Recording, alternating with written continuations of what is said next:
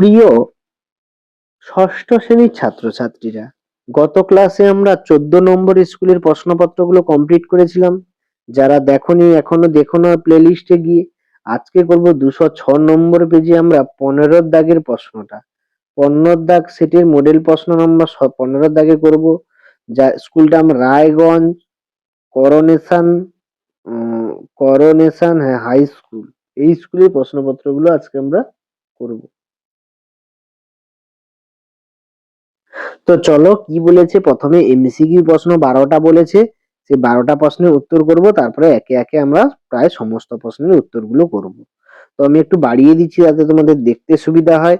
প্রথম প্রশ্ন, কোনটি অধাতু কিন্তু তাপের সুপরিবাহী? উত্তর হবে গ্রাফাইট। গ্রাফাইট কিন্তু অধাতু এবং তাপ ও তড়িতের সুপরিবাহী পদার্থ। গ্রাফাইটকে কিন্তু তাপ তড়িৎ দেওয়া যায় গ্রাফাইটের সাহায্যে। কুইনাইন ওষুধ তৈরি হয় যে গাছের ছাল দিয়ে, সেটা হচ্ছে সিনকোনা গাছ। স্বর্ণলতা এক প্রকার কি পরজীবী উদ্ভিদ? একটি তরল ধাতুর নাম কি? পারদ। CH4 যৌগে কার্বনের যোজ্যতা হচ্ছে 4। কার্বন টেট্রাক্লোরাইডের সংকেত হচ্ছে CCl4। ভৌত পরিবর্তনের উদাহরণ কি গো? জল ফুটে বাষ্প হওয়া। অ্যাজোলাপানা বাতাসে কোন গ্যাসকে আবদ্ধ করে? উত্তর হবে নাইট্রোজেন, যার সংকেত তোমরা মনে রাখবে N2। তারপরে কোনটি মৌল? উত্তর হবে ম্যাঙ্গানিজ, কারণ ম্যাঙ্গানিজের সংকেত হচ্ছে Mn। এটা একটা কিন্তু পরমাণু, আর অন্যান্যগুলো কিন্তু সমস্ত অণু দিয়ে তৈরি। তারপরের প্রশ্ন, চাল ফুটে ভাত হওয়া। ভাত হওয়া এক প্রকার একমুখী ঘটনা। বালি ও লোহার চূর্ণকে কি করে আলাদা করবে? চুম্বকের সাহায্যে। ল্যাক্টোব্যাসিলাস কি?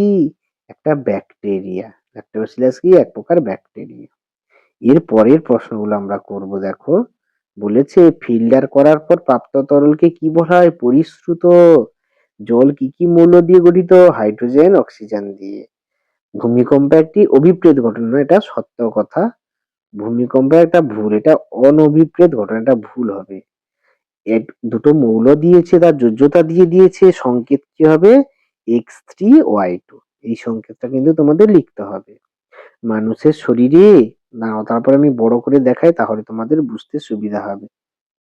বলেছে মানুষের শরীরে এমন কোন পরজীবী প্রাণী বাস করে গো? উত্তর হবে ফিতা কৃমি। লবণ ও জলের মধ্যে কোনটি দ্রাবক কোনটি দ্রাবক? দ্রাবক হচ্ছে যেটা কম থাকে, লবণ কম থাকে, এই জন্য দ্রাবক। আর দ্রাবক হচ্ছে জল বেশি থাকে। এরপরে আমরা চলে যাব 2 নম্বরের প্রশ্নপত্রগুলো। প্রশ্নপত্রগুলো কি বলেছে আগে তো সেগুলো দেখি, তারপরে উত্তরপত্রগুলো আমরা সমাধান করব। কি বলেছে প্রথমে? পরাগ মিলন কাকে বলে, এর গুরুত্ব। মিথজীবিতা কাকে বলে, উদাহরণ।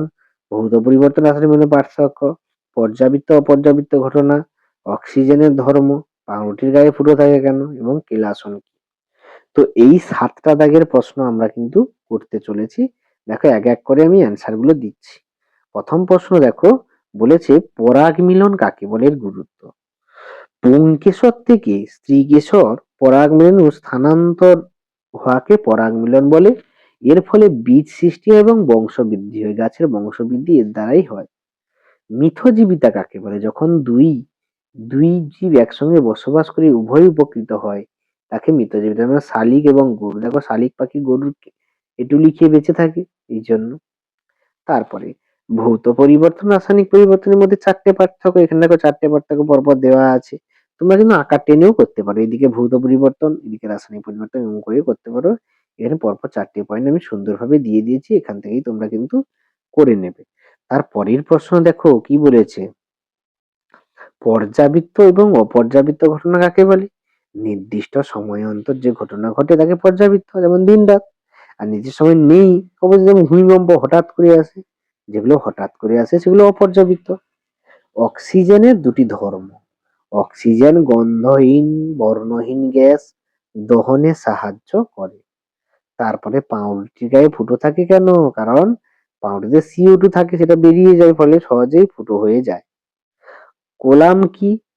পর্যায় কলাম কলাম না, শেষের প্রশ্নটা কি বলেছিল দেখি, এই সরি, কেলাসন কাকে বলে? কেলাসন হচ্ছে ওই আগের সেটে আমরা দেখো 14 নম্বর স্কুলে দেখিয়েছিলাম কেলাসনটা কি। এই যে ফিল্টার করার পর যে পড়ে থাকে কেলাসন পদ্ধতি, সেইটা। তো দেখো এখানে একটু টাইপটা ভুলেছে, শেষেরটা কোলাম কি হয়ে গেছে। তো এই হচ্ছে তোমাদের টোটাল প্রশ্নপত্র। তোমাদের যদি প্রশ্নপত্রগুলো ভালো লাগে অবশ্যই লাইক করবে, শেয়ার করবে এবং কোনো সমস্যা থাকলে কমেন্টে জানাবে। দেখা হচ্ছে পরের ভিডিওতে, পরের প্রশ্নপত্র নিয়ে আলোচনা করব।